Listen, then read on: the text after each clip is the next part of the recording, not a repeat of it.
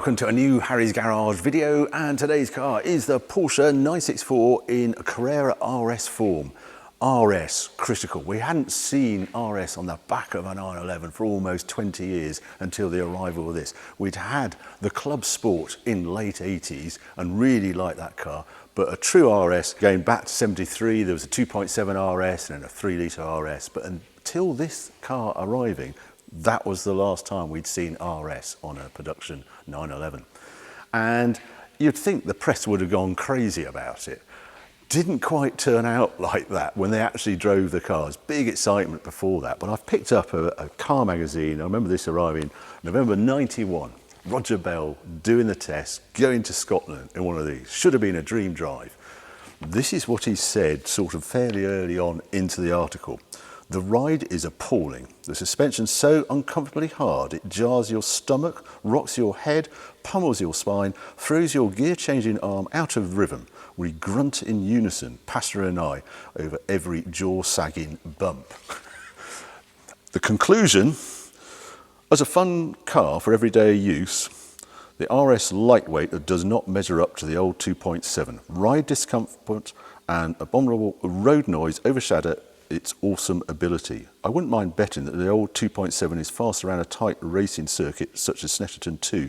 Me, I'd stick to a normal Carrera 2 and save a fortune. There you go, thank you very much, Porsche. But since then, back at Evo magazine, we put all the great 911s together, and the top three was 2.7 RS, the Club Sport and the 964 RS. And it was so good that my colleague at the time, Dickie Meaden, went out and bought one. 2006, went out to Paris to a Porsche event and met up with Walter Roll, who'd also just bought a 964 RS for his own use, his personal best 911. So what is the magic about this car? Let's go and have a closer look.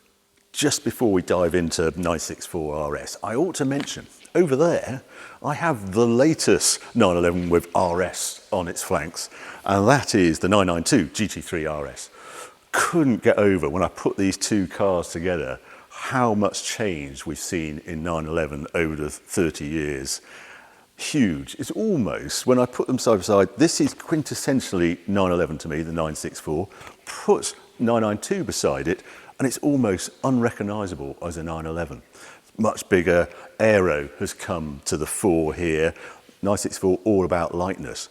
This is light, but look at the wings, look at the aero added to it, and it's all about lap time. They didn't really talk about lap time with 964, but they did talk about lightness. And between the two, there's almost 300 kilos difference. That's how much heavier the GT3 RS is. But I'm not going to include it in this test. So what differentiated the 964 RS above the Carrera 2 regular car? Well, basically, they drilled down on making it as light as possible, and they used their Carrera Cup race series car as the base. So this is basically a road-going version of that car. Look at the front. Just to say, on this car, you normally have a light here, but on this one, we've got these brake ducts. That's not a standard, that's but a very common modification done to 964 RS. But it's lower as well, 40mm lower this car sits over a regular Carrera 2. It has magnesium wheels on it. It has the brakes off the 964 Turbo, the front. It has aluminium panels. We'll have a look at the front bonnet in a moment. That's aluminium. Doors are aluminium as well. The back, we've got the brakes off the Carrera Cup car. There's no sunroof. There's thinner glass in it. There's no rear seats. The list goes on. And it was very successful in how much weight they got out of this car. No aircon as well. I weighed this car and it was slightly lighter than Porsche said.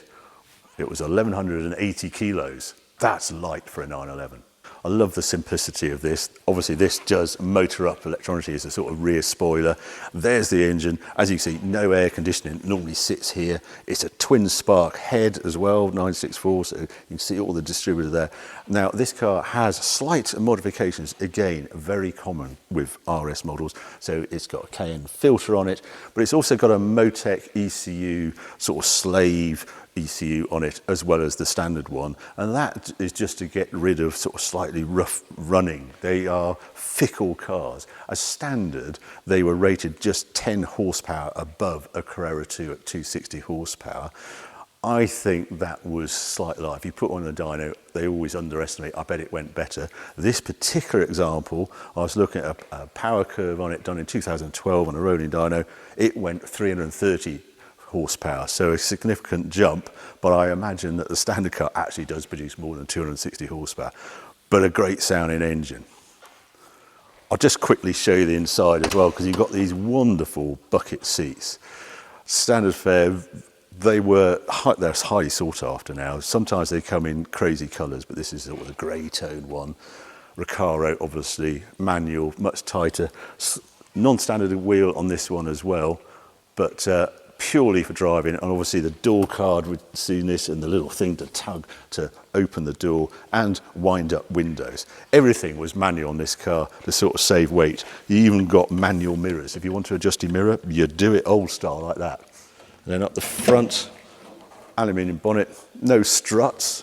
If I want to actually put that down, I do this. And there you go. They have a cutout for the battery there, trimmed down carpet as well, big tank on it, strut going along. I don't think that was standard. Smaller washer bottle. They even took the alarm out of this car to save weight, to save on that wiring loom, and no central lock-in either. So a stripped up road racer. Let's take it outside, see how it drives.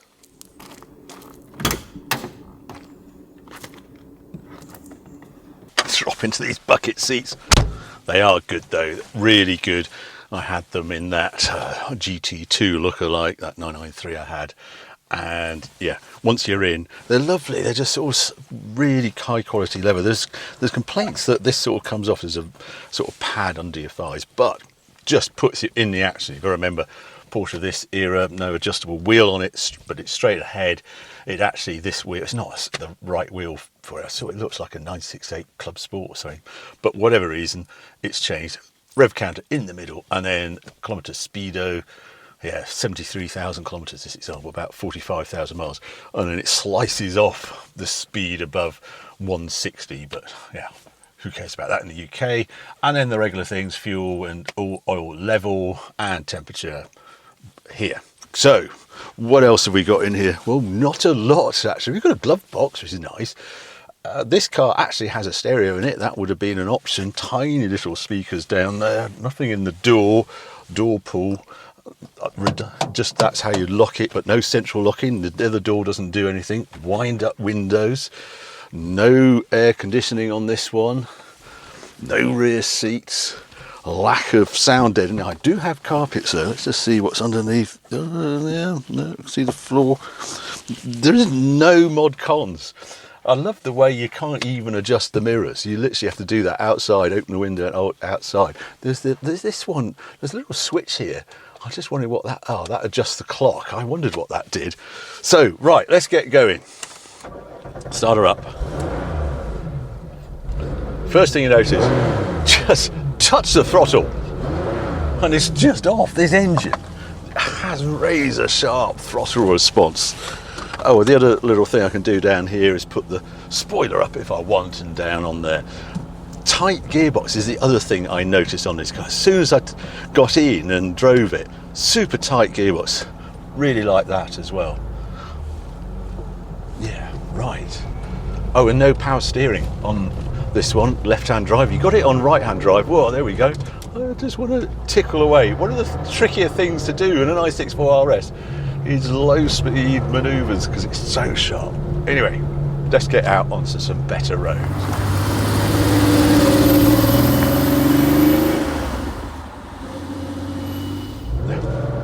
It's now that I'm noticing that sharp throttle. It's unforgiving. You've got bottom hinged pedals in 911s this age, so it's a really balance act.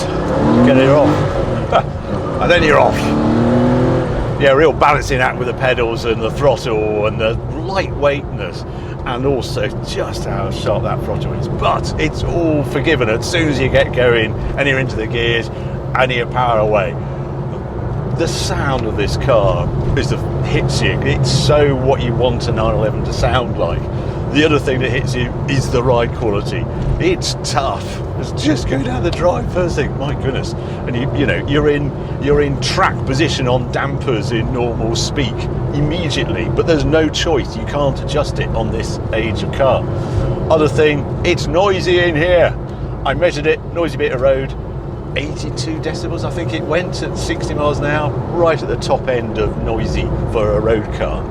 Interestingly, the right-hand drive cars did get power steering, something to do with the route of the steering, and it made it heavier, so they decided to put power steering on right-hand drive cars. But left-hand drives like this one, no power steering.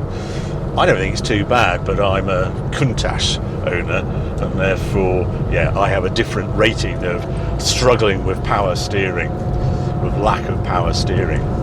And it's also, the way it revs is also, it's got a trick single mass flywheel as well. Now, squirt up the hill. I'm going to use second, because it's longer gears in first and second than a regular Carrera GT. It's a tighter, closer ratio gearbox. Anyway, here we go. It's 2,000 RPM. Now it starts to build 4,000, 5, 6, and it's 6.5 for the gear change. Oh, yeah. It's a Camry wonderful engine. It doesn't, you know, if it's 330 horsepower, 3.6 litres, it's not mega tuned, but I just build power, and from 4,000 on it explodes and off you go. It's not crazy quick, obviously. It's 5 seconds, 5.2 to 60, but because it's light and nimble, it really feels exciting. And the soundtrack, as I say, just enhances it.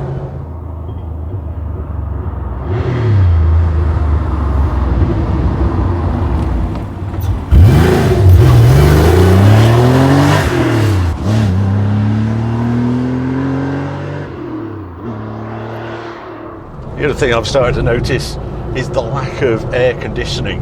Not particularly warm today, it's about 20 degrees outside, but I would drive just with the window cracked down. I can't do it because they've got cameras suckered to the windows, but yeah, it's not the best ventilation in here. If I put the fan on too, I might get a little bit more breeze, but it's just part of the RS experience. If you want the stripped out Club Sport version, there was a touring version that had more toys on it. You could option things like power steering, air conditioning, but you're sort of missing the point then. Let's try it around here though. Oh, it's so quick to rev. Turn into here, yeah, it's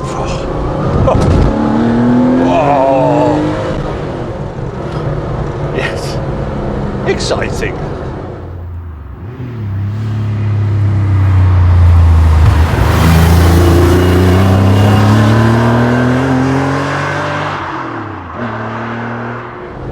And a lumpy down here, oh my goodness me. Yes, I can feel the road surface, every little ripple in it, and this is where the RS character comes through. They're not lying. Roger Bell, when he's complained about the ride, I can feel my voice going because it is that stiff down here, and it sort of gets out of sorts. It doesn't flow at any point. I think I can attack this at higher speed and it does not smooth out. It's always busy at the wheel. It's just part of the character of owning one of these cars. Then we've got a little bit of off camber here. Let's just see if it dies for the hedge. On that front, it's just there's a little bit going to the hedge. It's just pure. That's the only way I can put it. But it is tough to ride. Charlie and I, my son, was discussing the car. It's almost a selfish car. I don't think my better half would enjoy a ride out or a sort of long drive in this car, because it is quite wearing if you're on these sort of roads all the time.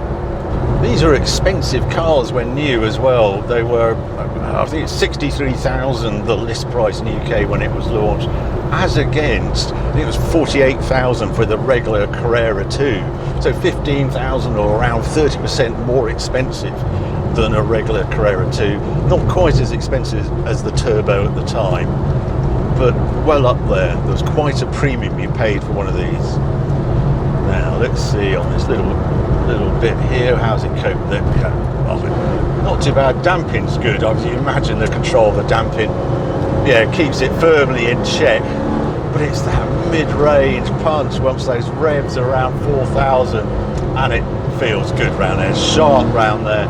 Yeah, this example is on Michelin Pilot Sport 4S's, so modern rubber, and the grip levels are great on it, and it's trustworthy. Somehow, because you're overloaded with information, you feel like pushing on because you know what's going on from the steering feel, from the seat of the pants, just the stiffness of it. It reacts exactly as you expect it to do.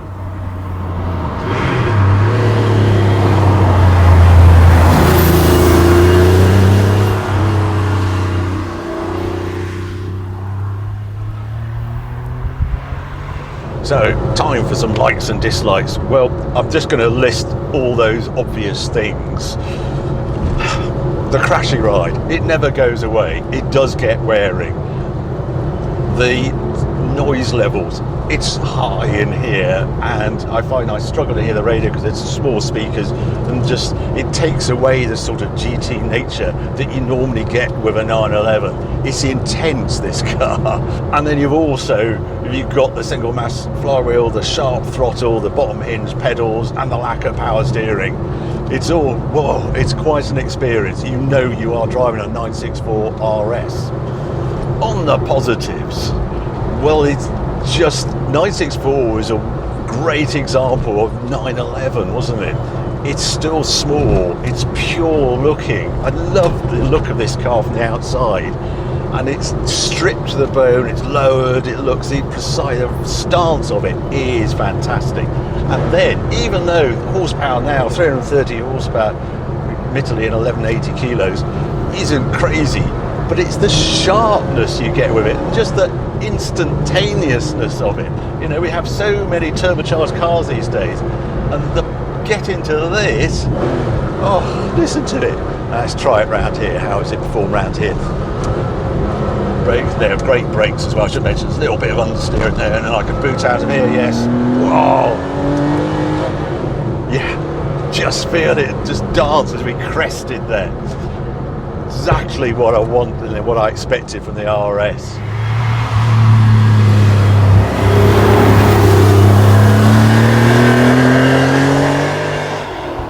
I should say another big thanks to Neil at the Hairpin Company for the load of this car. It's up for sale at the Hairpin Company at the moment. Yeah, 2-owner car, great history file on it, and you won't be surprised it's around the £200,000 mark. I think they're asking for it.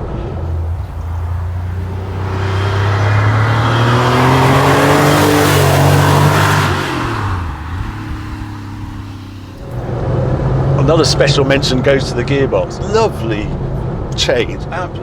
It feels very tight, much better than previous generations of 911. And then there's just the size of it and placing it on the road. It's so easy.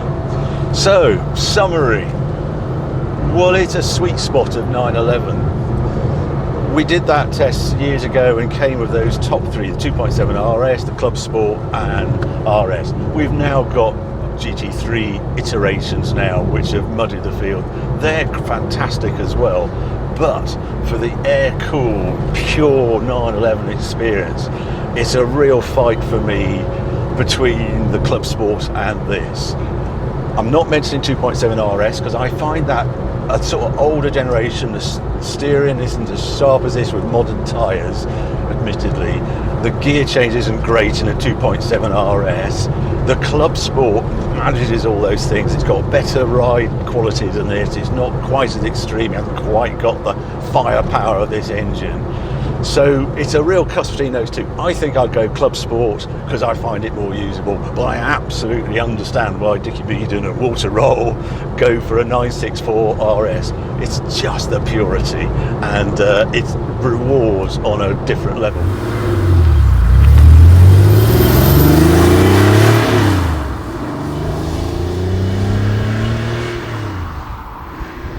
The odd thing about this car is driving it, I don't feel it feels old. Well, he's over 30 years old. He doesn't feel it because it's sharp on brakes, sharp on the throttle, tough riding, sort of relatively modern tyres, grip, everything is as we expect today. It reminds me of just sort of all the resto mods, £500,000 resto mods that are now being created with 911. Well, here it is, and it popped out the factory in '92 in standard form. It's interesting also the value. This is just over 200,000. It's actually the same sort of price as that GT3 RS in the garage, and you actually pay more for a right-hand drive car. But if you want the purest experience, buy a left-hand drive RS 964. That's my top tip. Hope you enjoyed this video. If you did, well, keep watching, keep subscribing. More videos coming along very soon.